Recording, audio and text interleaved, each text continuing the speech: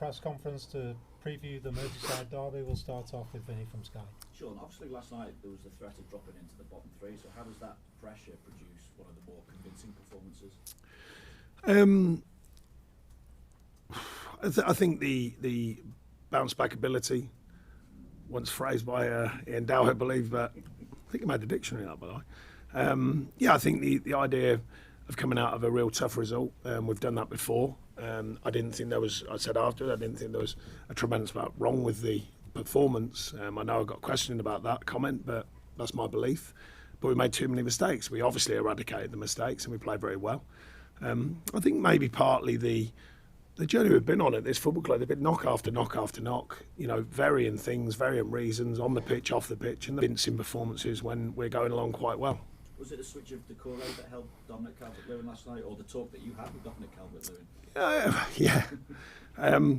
No, I think a mixture of things. We looked at the tactical side, looked at the way of playing, looked at the best way of operating to win games, and just felt that on this occasion that was the right thing to do. And it worked. I thought it was a good performance. I thought it was a thorough performance. I think we played better in different games, but thorough in the professionalism, the intent and desire to go and win a game, and the will, and I think that's important as well as the tactics. Does Dominic just get some bad luck at times with the 2 own goals, because he's in there making it happen? I also remember last season when he was on a run without goals, the game against Spurs where he did everything but score, and it flicked off Jack Harrison, and obviously Jack I think that's fair. I think last night particularly, because he's in there, he's throwing himself at things. I mentioned about sometimes you've got to get hurt to score a goal. He did do last night, as in throwing himself. I think he's unlucky with the challenge on the keeper. And I'm pretty sure Craig Dawson, someone I respect from a long time ago and someone I've known a long time, great players, I'm pretty sure he'd be happy to give them away. It's a good performance, I thought, from Dom, and certainly getting in the right areas to score goals, which we've spoken about quite a lot. Just as you mentioned the challenge on the keeper, any further thoughts on VAR with the two that were chalked off last night? Well, I felt for West Ham the other night at Leicester, I think that's a tiny touch on a keeper, and I didn't think last night was up to much. This is where we're still scratching heads sometimes, on the strength of the game, the passion of the game. I don't think there's a lot in them moments. The VAR moments, maybes. Mangala's just got himself turned around the wrong way and blocks a run, but I'd be surprised if that player's going to head the ball on that one. I know I keep harping, I don't get the screen thing, mate. Just get on with it. We know what's going to happen. The stats are massively saying that when they run over to the screen, they're going to give what they've been told in their ear. So just get on with it. I think all fans, we keep talking about speeding the game up. If they're given that decision, just get on with it and say, no, it's no goal. That's still frustrating to me. But back to the point in hand, I think the soft ones, I think they could maybe go our way. They didn't on the day, but fortunately we didn't need them. Obviously, Broja came on, looked lively as well. When's he going to be ready to start, and could he even play off Dominic Calvert-Lewin? Yeah, we'll learn about him, because we haven't seen hardly any of him. He's been out training with us for sort of a couple of weeks, but obviously we can only manage so many training sessions when we've got 3 in a wek. Like what I saw, like what I've seen in training, like his attitude towards it, his attitude to get fit, to work very hard to get fit.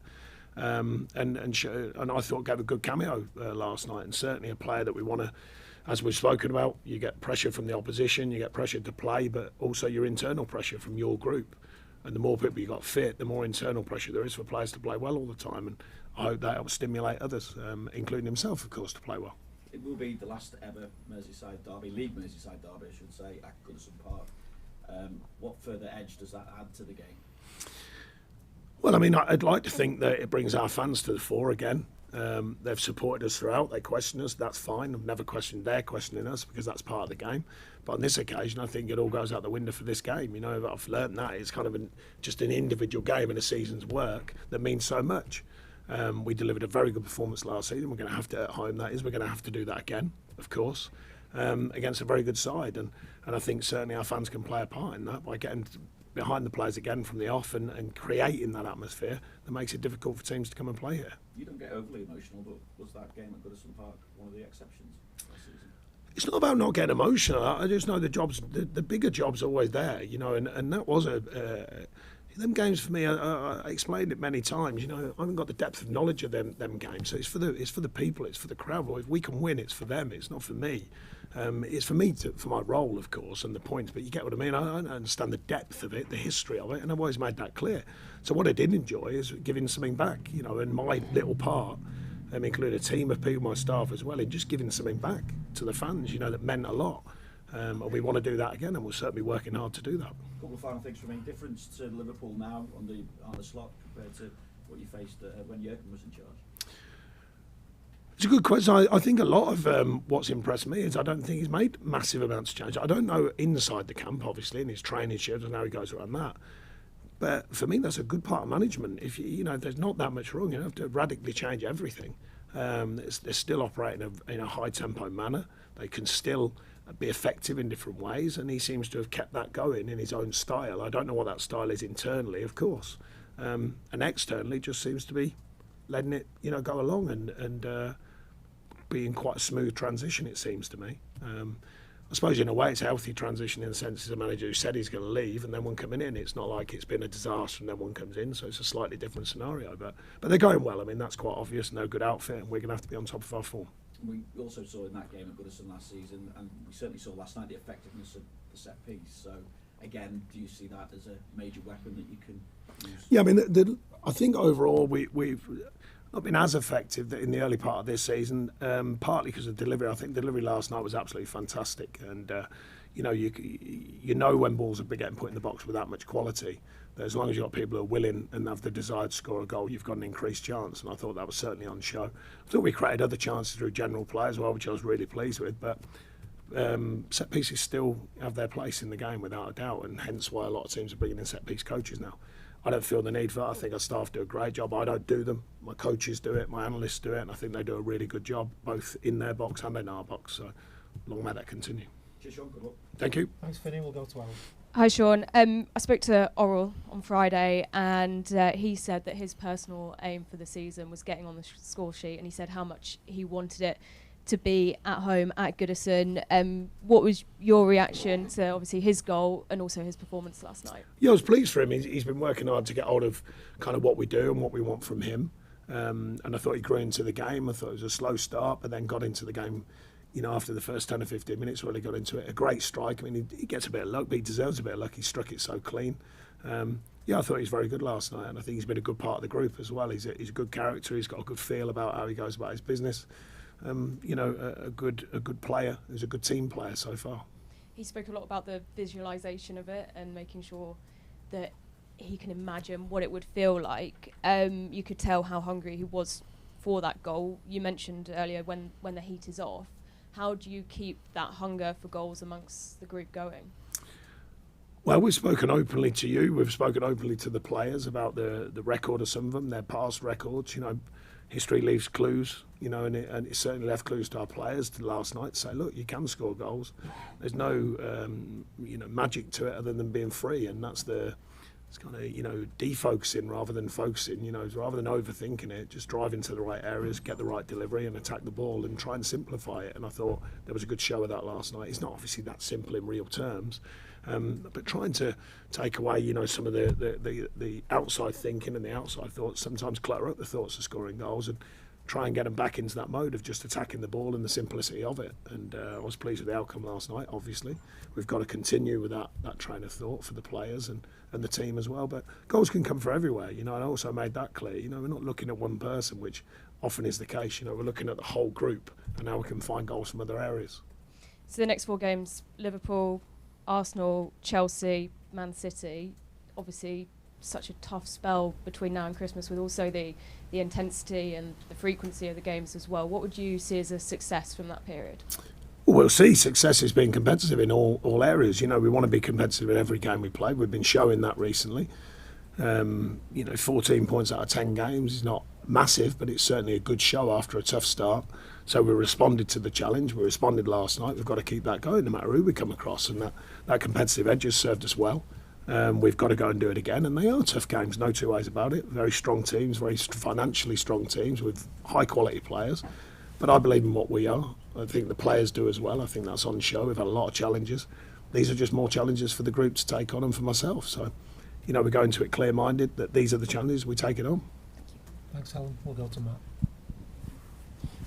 Sean, given the run of fixtures that you've just been through, how important was last night to go into that with a bit of momentum? Yeah, it was certainly helpful because, you know, a lot of questions, you know, can you do this, can you do that, are you scoring enough goals? And then you encapsulated one performance, but knowing that there's been a lot more signs of that over the last run for me as manager, better signs than maybe the noise was, but you've got to go and prove it. It's another step forward, I said last night, but we've had a kind of pattern of taking steps forward and then just coming back a bit and taking steps forward, coming back a bit, and we've got to keep correcting that and just try and keep going forwards. It's not easy. You know, people, so it's like, why aren't you winning games? There's 11 other out there, you know, are thinking the same. They're thinking, why aren't we winning games? They're hungry to win games. So it's not as easy everyone thinks winning all the time. But the power that we've got when we're right and we're proper with our performances, as shown last night, shows we can do it. We can continue to be very competitive, and we've got to keep that edge. And I think that's important. And certainly we spoke to the players about it today. You've played in a lot of derbies, you've managed in a lot of derbies, and you've touched on your understanding of the history of this one. How does it compare to the others you've been involved in? Yeah, it's a completely different thing. You know, the depth, the history of it. Most English football fans grew up knowing about the Mersey derby, you know, and I think it's a different thing. And I think this is my fourth, so having that feel of it, home and away, my better understanding of it, and more the depth of it, you know, the depth of what it means to the people there. And I certainly experienced that with one last year at home, obviously. People let me know what that meant to them, and it was a great feeling. So we want that feeling again. And can you use the memories of last year to kind of give the players that extra bit of confidence? I don't know if it brings confidence, but it certainly must bring belief in what we were doing, because, you know, it's a tough time as well. We'd just come out of a tough period then and delivered a very good performance against the top side. We've got to do that again. I think you know, people talk about confidence.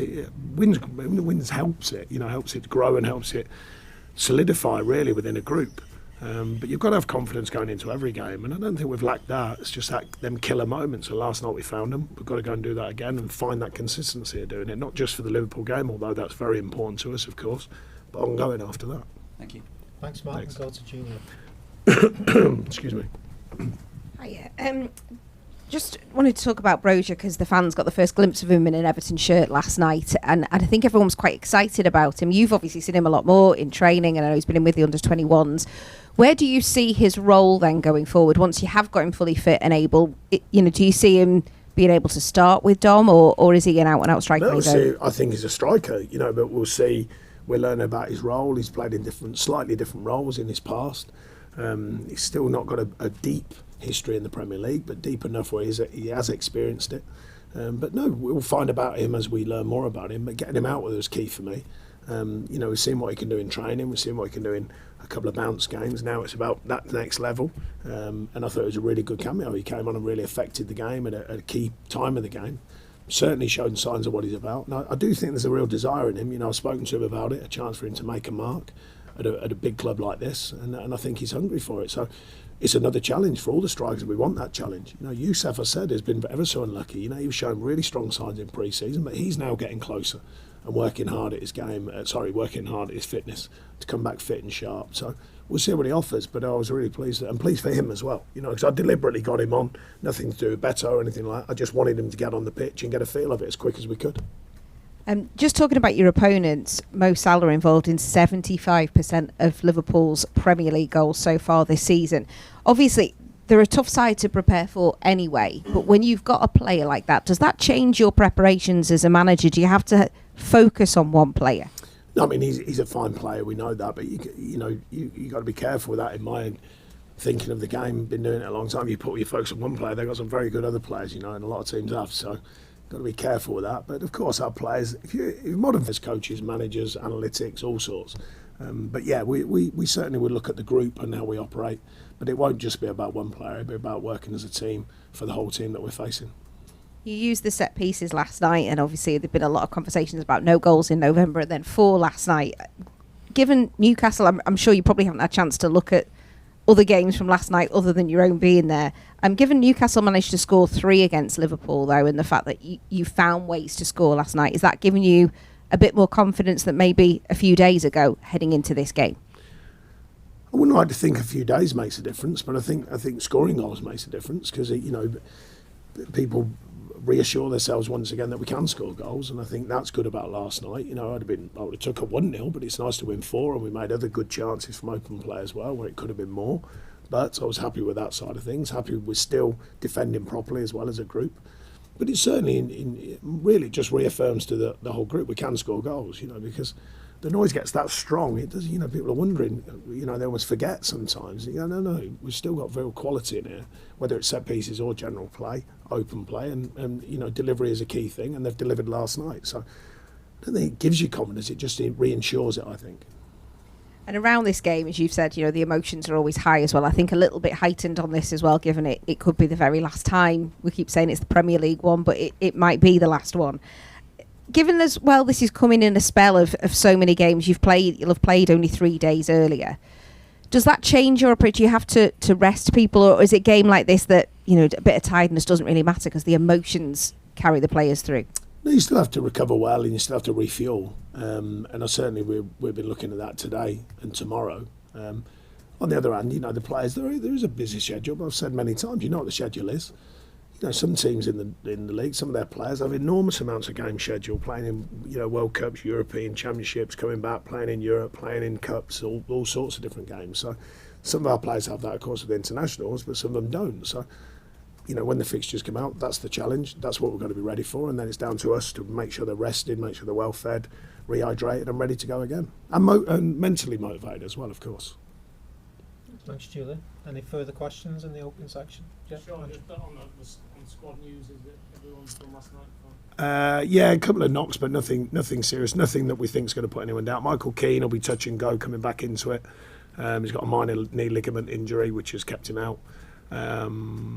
Youssef's getting strong, but not there. Tim is a bit of way off behind, and so is Jimmy Garner, but they're in process of getting back fit. Don't think anyone else. I think that's it. Any further questions?